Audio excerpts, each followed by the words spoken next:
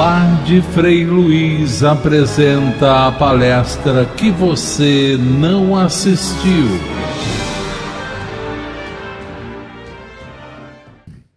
Bem, meus irmãos, vamos à nossa palestra de hoje, que será proferida pelo nosso irmão Rafael Papa.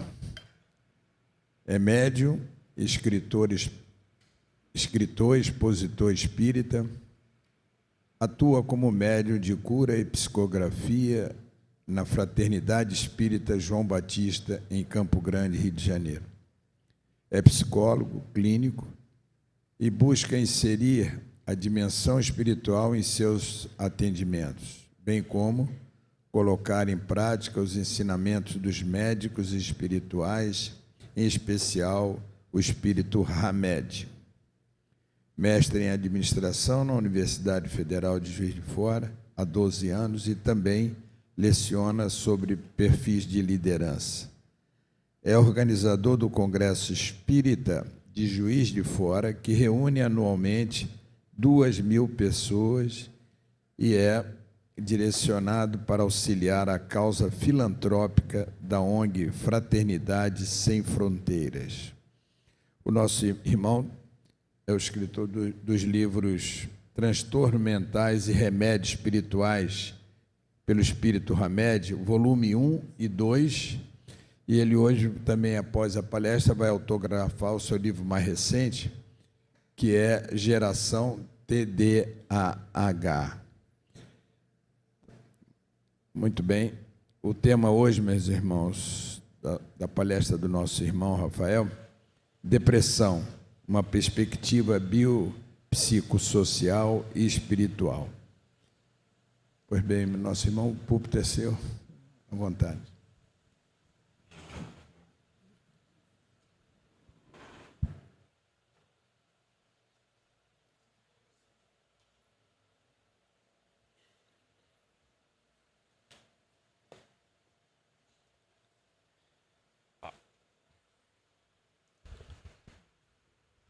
Bom dia, meus irmãos.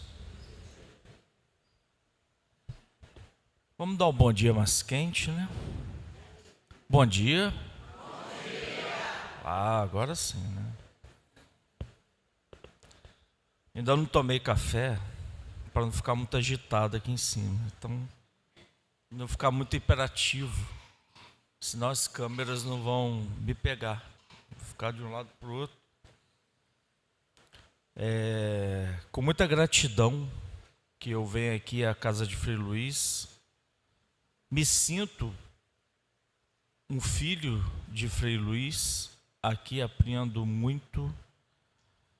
Tenho um grandioso professor, um grande amigo, que apoia e muito o nosso trabalho, que é o nosso amigo Paulo César Frutuoso.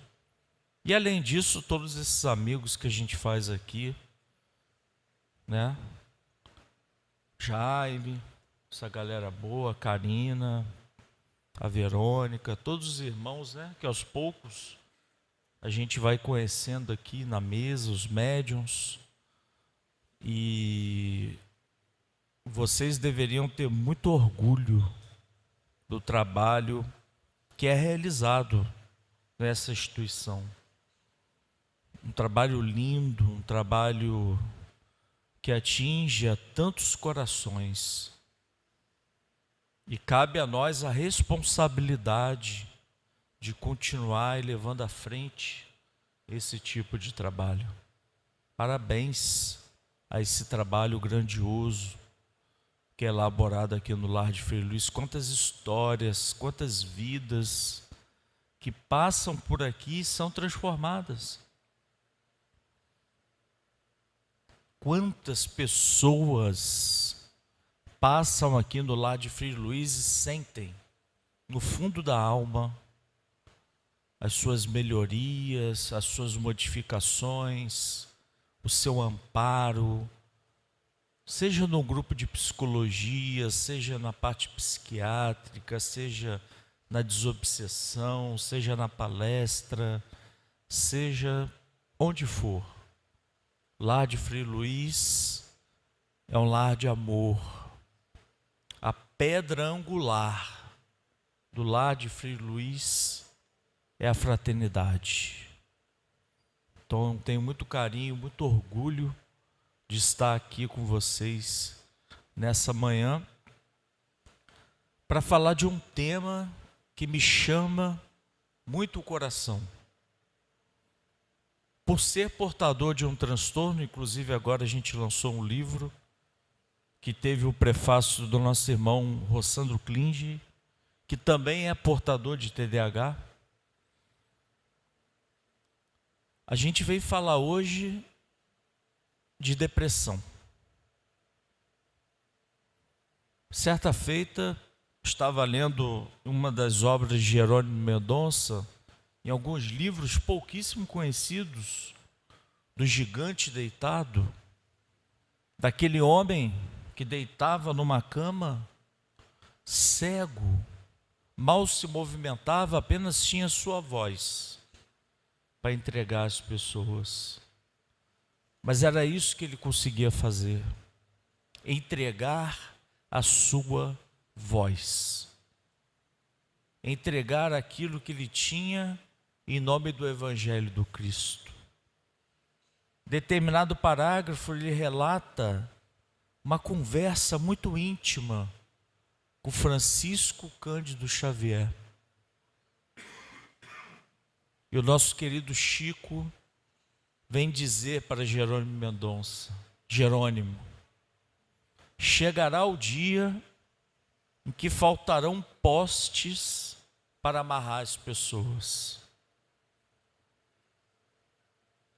Tamanha dificuldade emocional que o planeta, que o orbe vai passar. Quando nós lemos o livro Obras Póstumas do codificador Allan Kardec, ele vem retomar essa ideia. Ele vem nos dizer sobre os sinais da transição planetária. Vem nos dizer Kardec: a loucura tomará parte de grande parte da humanidade. Inclusive crianças cometerão suicídios.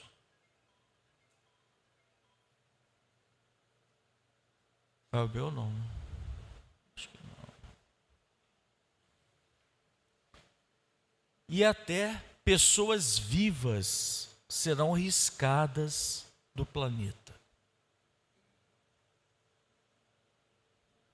À medida que a expansão da consciência evolui, à medida que sabemos a diferença do certo e do errado, e continuamos em caminhos menos felizes, nós somos tomados por uma culpa. Nós somos tomados por um vazio que nos preenche. É um paradoxo. Um vazio que nos preenche.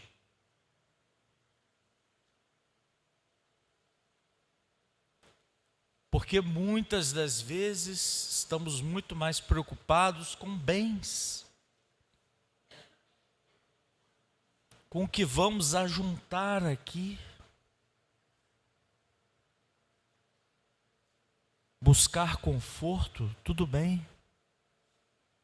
Buscar garantir o conforto da própria família é valioso.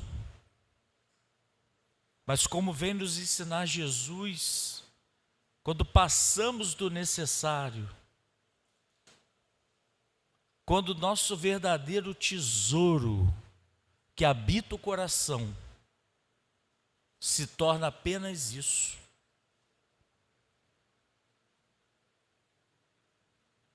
nós começamos a sentir esse vazio existencial.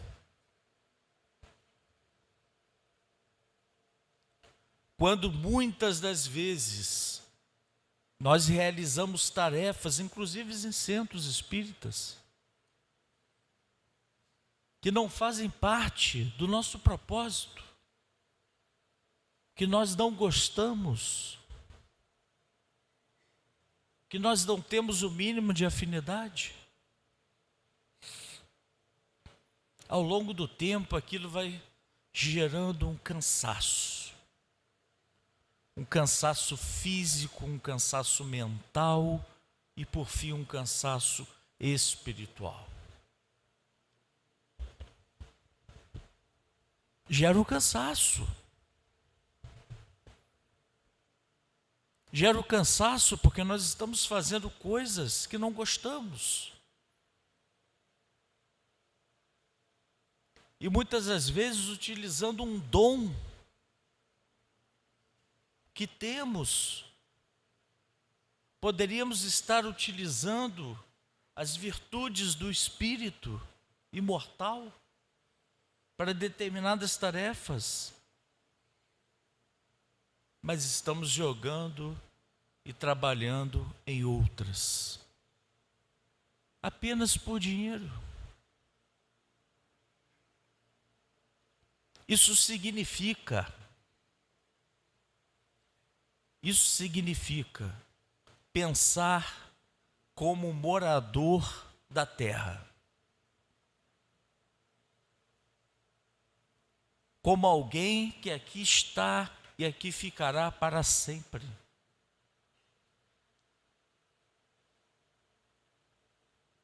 Mas quando percebemos a vida e a sua transcendência espiritual, nos sentimos seres imortais. Vocês já pararam para pensar quem nós seremos daqui a 100 mil anos?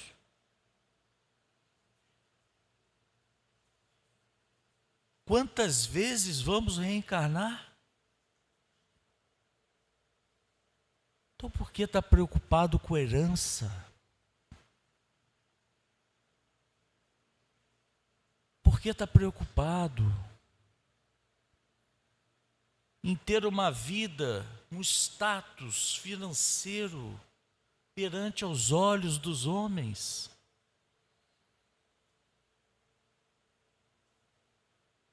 Em detrimento de termos um relacionamento sincero com o travesseiro, que é o relacionamento que a nossa irmã falava, da consciência tranquila. Quando deitamos na cama, dizemos: fiz tudo o que podia por hoje. Fiz tudo o que eu podia por agora.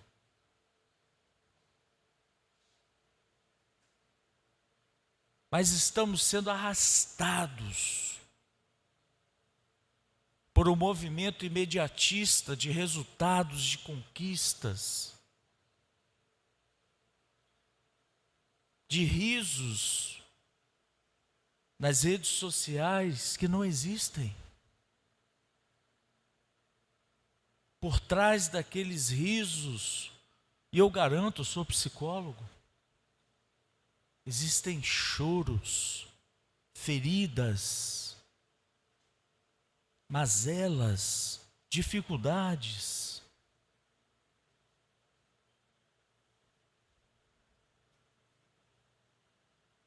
O mundo ainda passa por uma necessidade de aprovação das pessoas. Aprovação de seres falíveis.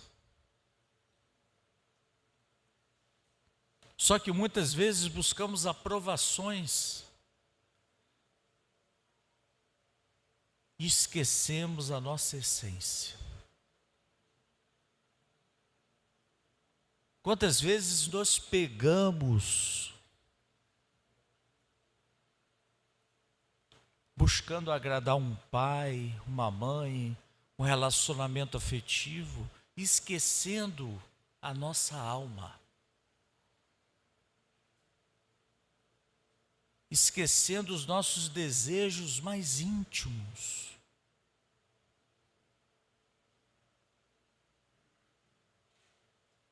Essa introdução vem nos dizer, não é uma introdução pessimista, é uma introdução realista do que acontece conosco. Porque muitos desses comportamentos culminam em processos depressivos, onde a culpa, onde as frustrações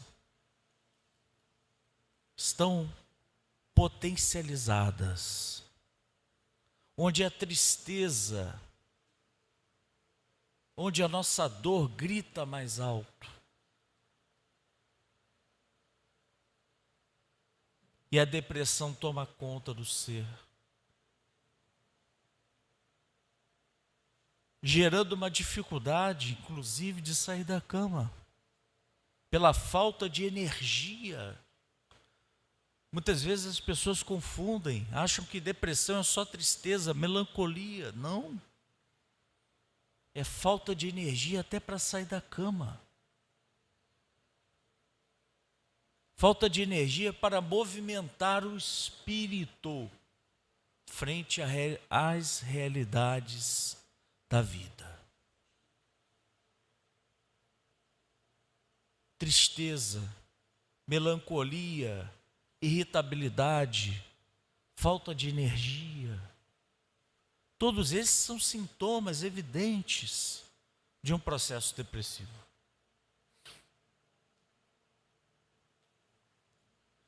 O problema não é mais ter a depressão. O problema agora é buscarmos soluções para a depressão. E a perspectiva espírita, que é a perspectiva biopsicossocial e espiritual, vem nos abraçar para ser uma luz, fim do túnel, para que nós possamos voltar a sonhar, para que nós possamos ter confiança em nós mesmos, para fazer aquilo que precisa ser feito, para fazer aquilo que é necessário para preencher o nosso espírito, preencher de acordo com as necessidades da alma, do coração. Perspectiva biopsicossocial e espiritual. Não só nos processos depressivos, mas como no TDAH e tantos outros transtornos que o Espírito Hamed vem nos apresentar nas obras. Existe a parte biológica. Existe a parte biológica. E muitas das vezes somos confrontados pela negação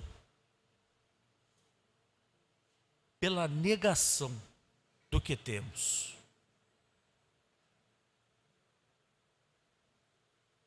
E essa é a parte mais perigosa.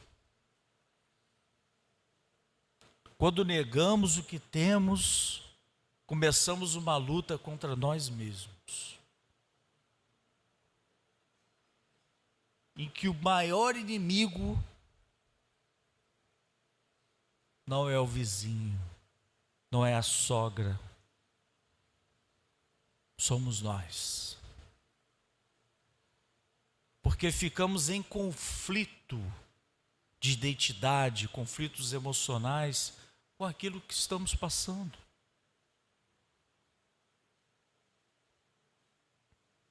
O primeiro processo para enveredar a perspectiva biopsicossocial e espiritual é a aceitação do que temos.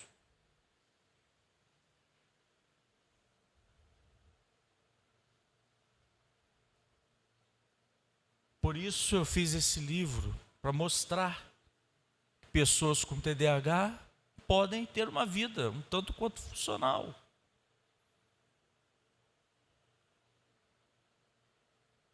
Pessoas com depressão podem ter uma vida um tanto quanto funcional.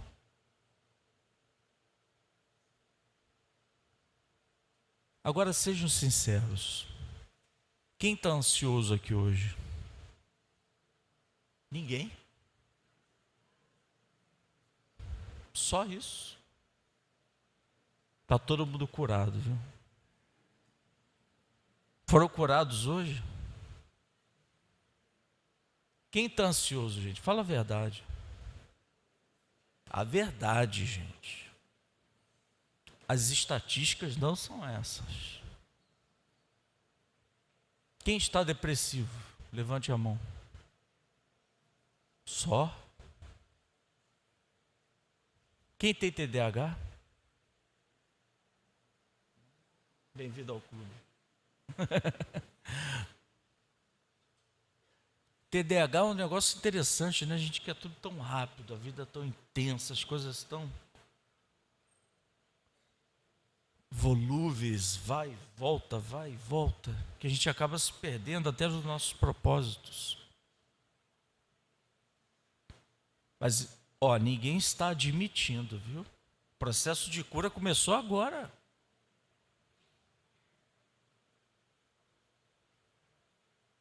Já nos dizem as pesquisas. Daqui a 4 anos, eram 5, 4 bilhões de pessoas terão problemas emocionais graves. Então ninguém está sozinho. Pelo menos as minhas conversas com as pessoas está tomando o quê? Estou tomando esse Talopram, estou fazendo terapia ali, estou buscando um reiki aqui. Hoje eu fui ao centro espírita tomar um passe. Adoecemos. E não há problema de adoecer, faz parte. O próprio Cristo disse: eu não vim para os sãos, eu vim para os doentes. Quando nós aceitamos que temos nossas misérias espirituais, o Cristo entra na nossa rota. Olha que bonito.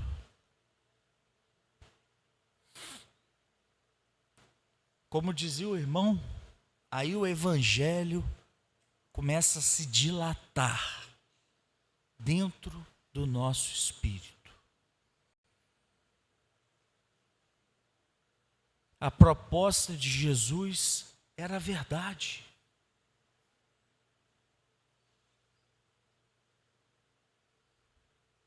A verdade muitas vezes é dura. Tenho certeza aqui que nesse salão, nas pessoas que nos escutam, em casa, muitos de vocês têm feridas, têm dores. Muitos passaram por processos de abuso. Estima-se que 30% das mulheres brasileiras passaram por algum processo de abuso. É grave. A natureza do orbe é hostil.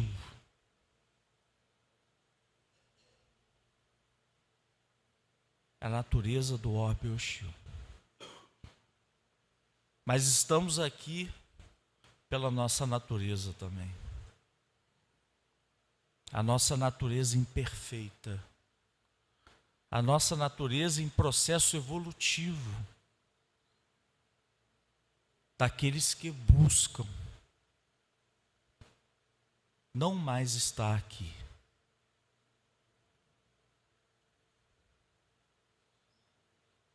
Não mais estar aqui. Mas para isso é preciso dilatar as questões espirituais. Isso passa por esse processo. João Batista, lá atrás do Evangelho, lá no início, já dizia: arrependam-se.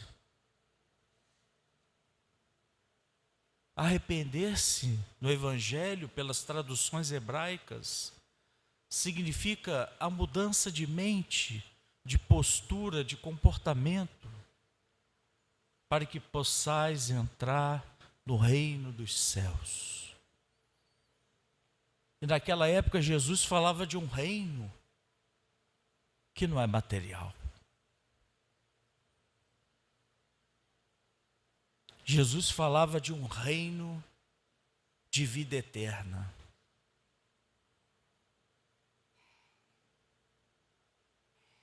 Tudo passa pela aceitação. Nosso querido Carl Rogers, psicólogo humanista, vem nos ensinar. Quando nós aceitamos aquilo que temos, nós conseguimos mudar. É um paradoxo, né? A partir do momento que nós aceitamos aquilo que temos, nós drenamos a nossa energia para aquilo que precisamos construir. Nós deixamos de brigar conosco. De que adianta se acusar, depor contra si mesmo? Se o erro foi cometido, já está cometido.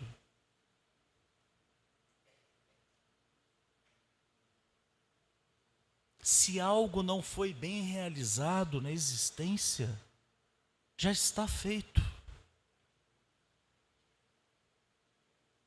Perante os olhos de Deus,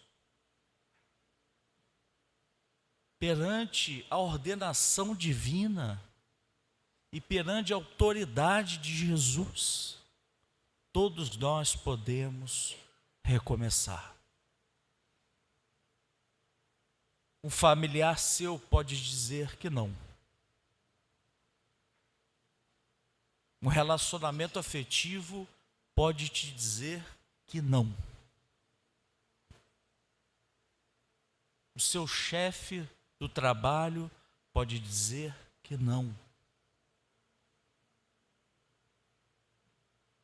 A sua sogra pode dizer que não. Mas Deus pode dizer que sim. A providência divina, os amigos espirituais estão ao nosso lado.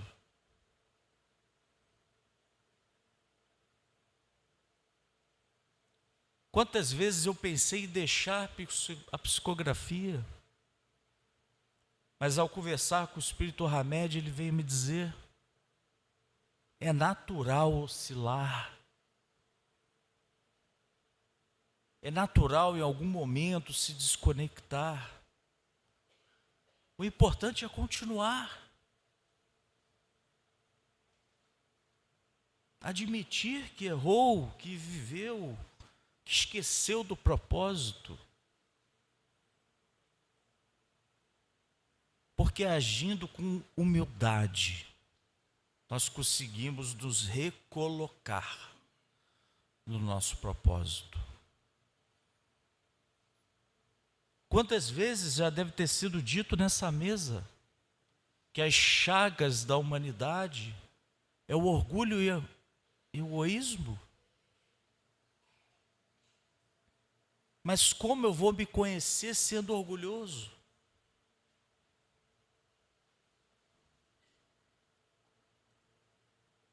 Como eu vou examinar os meus pensamentos? Como eu vou administrar as minhas emoções? Como eu vou elaborar novos comportamentos se eu ainda não sei quem eu sou?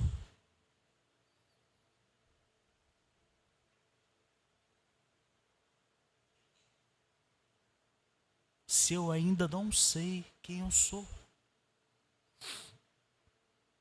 Orgulhosos possuem resposta certa para tudo.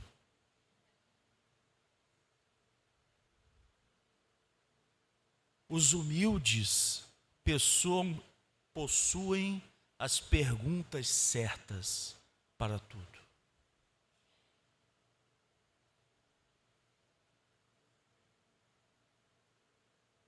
O orgulhoso sempre tem certeza.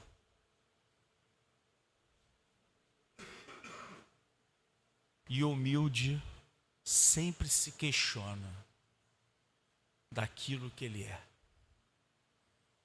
de como a vida procede. Se você tem certeza, se as suas convicções são absolutas, há o orgulho. E onde há o orgulho, não há mudança.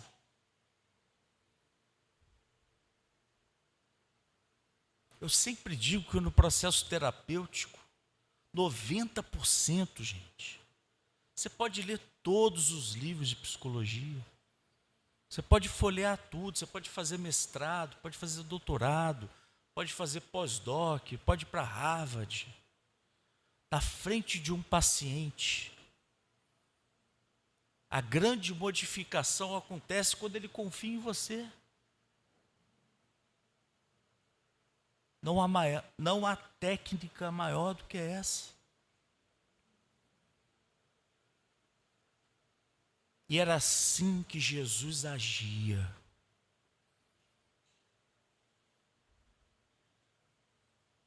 Jesus, quando passa pelo cego Bartimeu,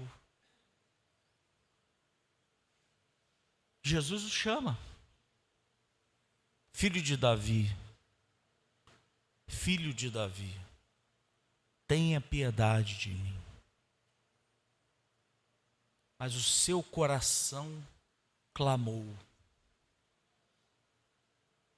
O seu coração transcendeu. Ele tocou o coração do Cristo. E o Cristo volta. E olhando na mesma altura, olhando nos olhos daquele homem, ele conversa sobre as suas dificuldades. Ele expõe as suas fraquezas. Ele expõe as suas vulnerabilidades.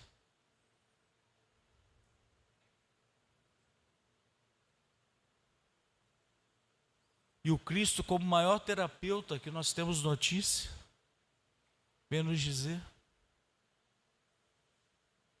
o que queres que eu faça? Olha que abertura, olha que pergunta. Nós só saberemos o que pedir a Jesus e a espiritualidade quando nós soubermos as nossas necessidades.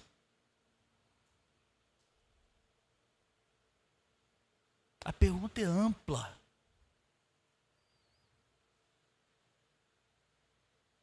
Mas nós precisamos do dissabor de saber quem somos.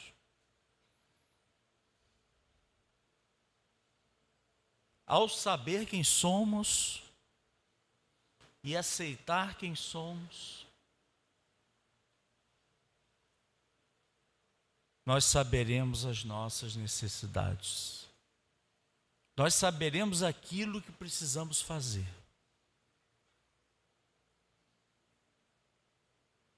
Para que nós possamos responder à pergunta do Cristo, que está viva até hoje. O que queres que eu faça? Não sei. Qual a cor que você gosta? Não sei. Qual a sua preferência musical? Não sei. Quais os tipos de livros você lê? Não sei. O que te aflige? Não sei.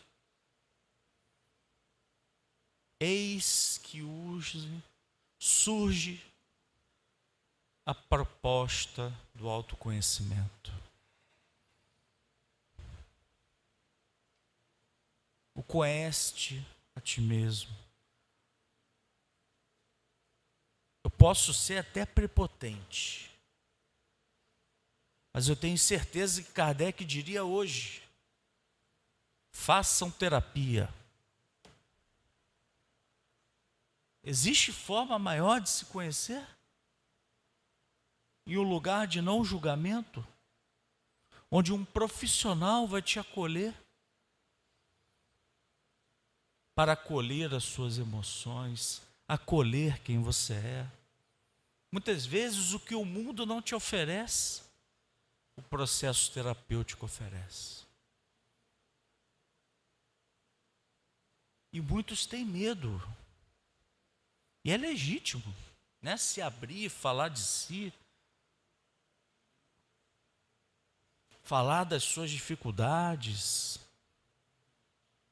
falar das suas problemáticas, dos seus dilemas. Mas ao mesmo tempo temos que observar que oportunidade, porque ninguém vai te ouvir como aquele profissional. O pior é você desabafar com uma pessoa que não entende nada de emoções, que ela vai te dar as piores instruções possíveis, pessoais, de acordo com aquilo que ela acredita, de acordo com os achismos. E Kardec era ciência. Emoções também são ciência. É o estudo do comportamento. Após a aceitação, após a elaboração de quem somos, vem a parte biológica. Medicações. Medicações. A pessoa com depressão precisa de reposição de serotonina, que é um neurotransmissor. As mulheres, quando alcançam entre os 40 e 50 anos, começam a entrar no famoso climatério. E muitas vezes a necessidade de uma reposição hormonal. Os homens, muitas vezes, entram no processo de diminuição da testosterona e passam por processos clínicos de reposição de testosterona. Da mesma forma, o nosso corpo precisa de uma reposição de serotonina em casos de depressão. Em casos de TDAH, transtornos de déficit de atenção e hiperatividade, existe um déficit de dopamina. Há uma necessidade de um reajuste dopaminérgico. Em casos de bipolaridade, há necessidade de um ajuste de GABA, que é o neurotransmissor que compõe os estabilizadores de humor. Conheço diversas pessoas com bipolaridade. a pessoa toma o estabilizador de humor, começa a fazer atividade física, dorme bem, come bem, faz atividade física, toma o remédio, aceita o que tem, estabiliza. Estabiliza.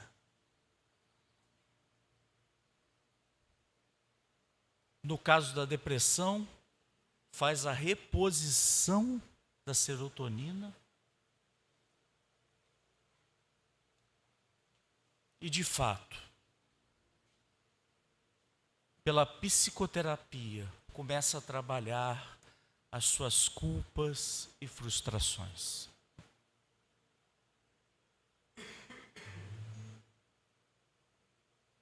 É impossível, em um mundo de provas e expiações, você não ter frustrações.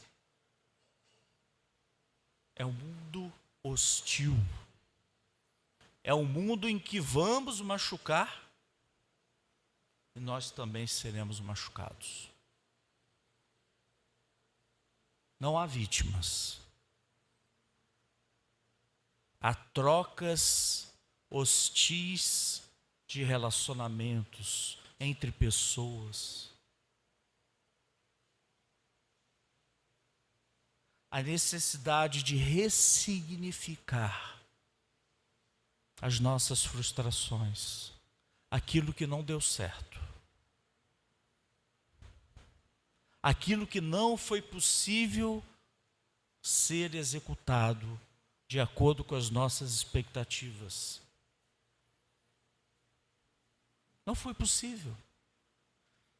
Um casamento que não deu certo, o empreendimento que não aconteceu, uma proposta profissional que não teve êxito, uma amizade que nos feriu. Todos nós aqui passamos por isso.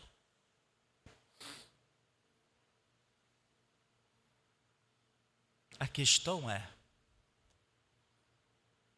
se queremos sair disso.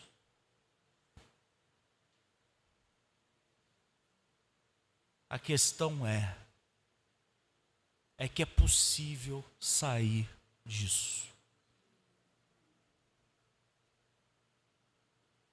Jesus, quando vai visitar Lázaro, já morto, com catalepsia, porém naquela perspectiva daquele tempo, cheirava mal,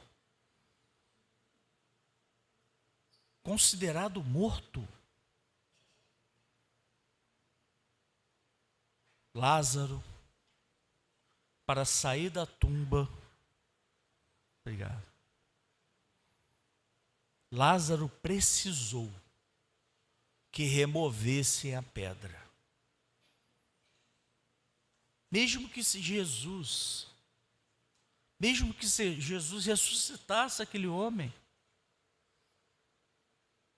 como é que ele ia sair com uma pedra? Desnorteado, sem ver a luz do sol. Isso nos mostra que nós precisamos de ajuda. Ninguém faz nada sozinho.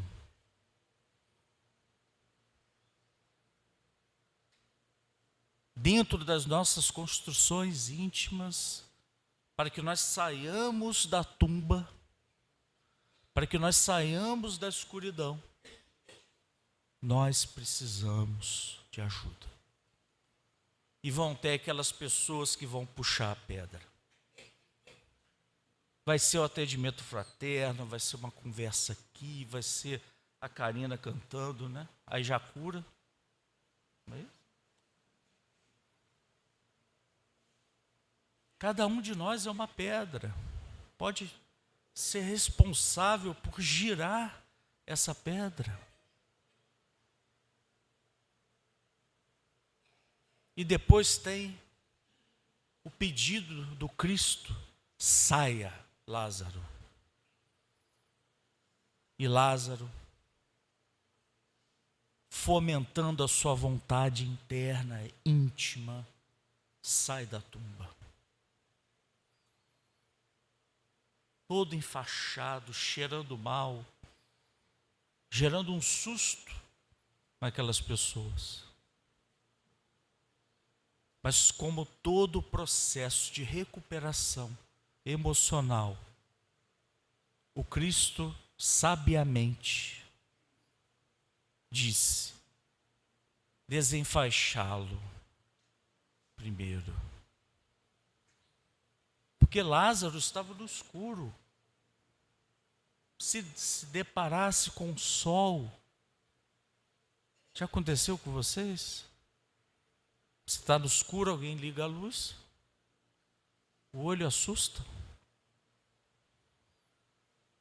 A mesma coisa é o autoconhecimento. A mesma coisa é a renovação íntima. O processo começa aos poucos. Desenfaixam Lázaro para a vida. E é isso que nós precisamos. Desenfaixar o orgulho, desenfaixar o egoísmo,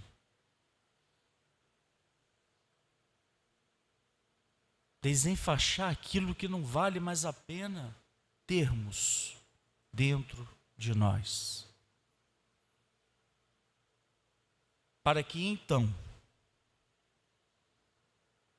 por mais que o mundo aniquile, você possa construir as suas virtudes. Porque em toda a minha vida, em todo o evangelho, em toda a psicologia, em todo estudo filosófico espírita,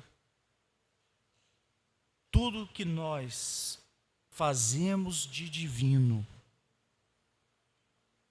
mesmo que aniquilado, ressuscitará em 3 dias. Tudo que é divino fica para sempre. A mensagem é: mesmo que esteja difícil, continue fazendo o que é divino.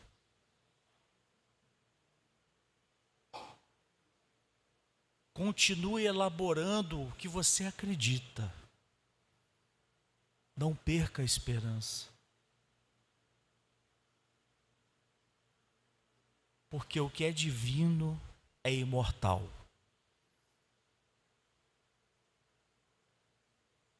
E a imortalidade, a vida eterna, é a vida junto do Cristo, que é o nosso objetivo. Então, meus amigos, o que eu desejo para vocês é que continuem criando o que há de divino. Matam corpos, mas não matam ideias. Humilham os nossos corações, mas não tiram a nossa dignidade.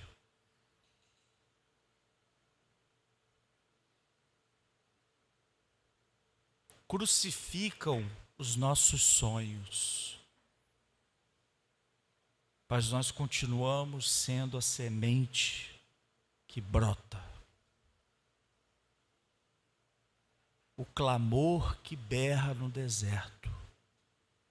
Porque quem está com Jesus, quem confia no seu evangelho, esse viverá para sempre. Que Deus abençoe o coração de cada um de vocês. Quem quiser ter acesso a essa obra, que é lançamento, a gente vai estar ali fora depois. para estar com vocês. E quem não quiser adquirir, vai lá dar um abraço, me dá um passe. Tá bom? Deus abençoe vocês. Muito obrigado.